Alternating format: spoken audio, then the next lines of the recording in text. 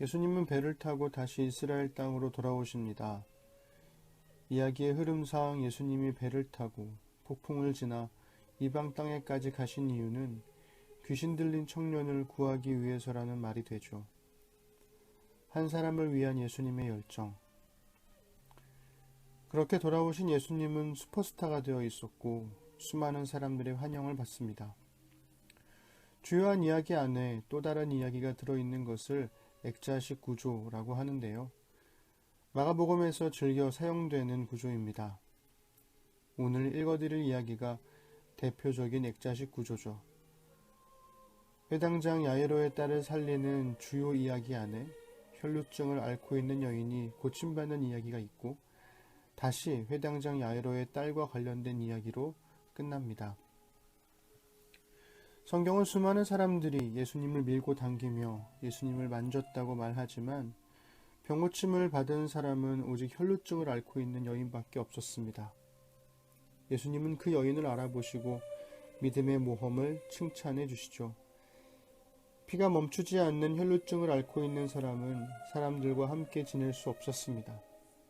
율법적으로 피를 흘리는 것은 부정하다 여겨졌고 부정한 사람과 접촉한 사람도 부정하게 되기 때문이죠. 그러나 이 여인은 예수님을 만지면 병이 나을 거라 믿었기 때문에 그 수많은 사람들과 접촉하며 예수님께 다가간 겁니다.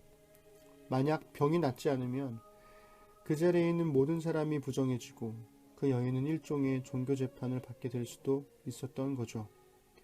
그래서 이 여인이 사람들과 부대끼며 예수님께 다가가 예수님을 만진 것은 엄청난 믿음의 모험이 됩니다. 오늘은 액자식 구조를 보여주는 마가복음 5장 21절부터 43절을 읽어드리겠습니다. 예수께서 배를 타고 건너가시자 큰 무리가 바닷가에서 그분을 맞이했다. 회당 지도자 가운데 야이로라는 사람이 왔다. 그는 예수를 보고는 무릎을 꿇고 정신없이 애원했다. 제 사랑하는 딸이 죽음의 문턱에 있습니다. 병이 나아서 살 수 있도록 오셔서 손을 얹어 주십시오. 예수께서 그와 함께 가시는데 온 무리가 따라가며 그분을 밀고 당겼다. 12년 동안 혈루증으로 고생한 한 여자가 예수의 소문을 들었다. 여자는 많은 의사들에게 치료를 받았으나 형편없는 치료로 돈만 날리고 상태가 이전보다 더 나빠졌다. 여자는 뒤에서 슬그머니 다가가 예수의 옷을 만졌다. 이분의 옷에 손가락 하나만 대어도 내가 낫겠다고 생각한 것이다. 여자가 손을 대는 순간에 흐르던 피가 멈추었다. 여자는 변화를 느낄 수 있었고 자신의 병이 깨끗이 나은 것을 알았다. 그 순간 예수께서 자신에게서 기운이 나간 것을 아시고 무리에게 돌아서서 물으셨다. 누가 내 옷에 손을 대었느냐? 제자들이 말했다. 무슨 말씀이신지요?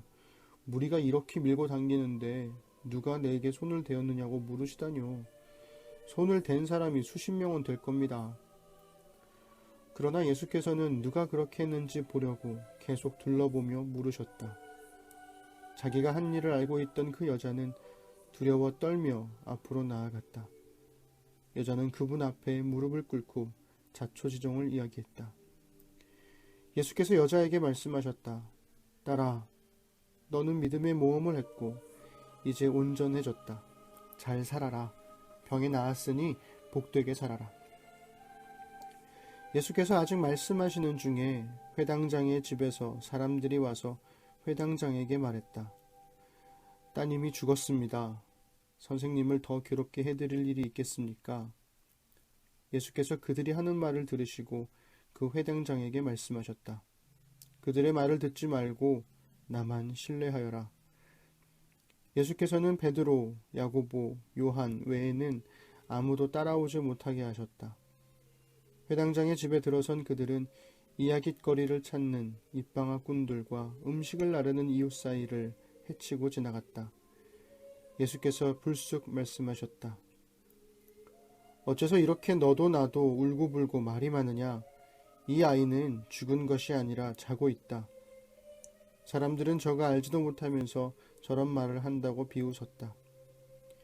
예수께서 그들을 다 내보내신 뒤에 아이 부모와 자기 동료들만 데리고 아이 방으로 들어가셨다. 예수께서 소녀의 손을 꼭 잡고 말씀하셨다. 달리다 쿰. 이는 소녀야 일어나라 라는 뜻이다. 그러자 소녀가 일어나서 걸어 다녔다. 소녀의 나이는 12살이었다. 그들은 모두 기뻐서 어쩔 줄 몰라 했다.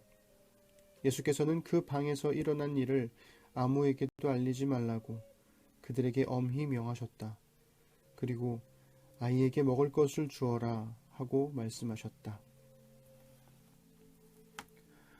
오랫동안 나라를 잃은 유대인들은 회당을 중심으로 마을을 이루며 종교적 공동체로 살아남았는데요. 회당장은 유대교의 종교적 모임을 갖는 회당을 감독하는 사람을 뜻합니다. 그런 사람의 딸이 죽을 위기에 처해 있었고 회당장은 예수님께 도움을 요청했죠. 1분 1초라도 빨리 가야 할 순간에 예수님은 가던 길을 멈추고 혈루증을 앓고 있는 여인을 찾습니다. 회당장 야이로의 마음이 어땠을까요? 혈루증을 고침받는 여인을 중심으로 예수님이 사람들과 대화하시던 중에 야이로는 결국 딸이 죽었다는 소식을 듣게 됩니다. 억장이 무너진다고 하죠. 야이로의 마음이 그랬을 겁니다. 그런데 예수님은 처음 약속한 대로 야이로의 집으로 가서 이미 죽은 딸을 만나시고 달리다 쿰이라 말씀하시죠. 히브리어와 비슷한 아람어 쿰은 일어나라는 뜻이고 탈리사는 소녀라는 뜻입니다. 그리고 소녀는 다시 살아납니다. 주님과 함께하는 믿음의 모험. 모두를 부정하게 만들어 자신이 죽을 수도 있는 상황 속에서도 예수님을 신뢰함으로 나아간 여인이나 딸의 죽음에 분노할 수도 있는 상황 속에서도 여전히 예수님을 신뢰함으로 함께 집으로 돌아온 회당장이나 둘 다 엄청난 믿음의 모험을 했고 그 모험은 가히 성공적이었습니다. 주님과 함께하는 믿음의 모험, 당신은 어떤 믿음의 모험을 하고 계신가요?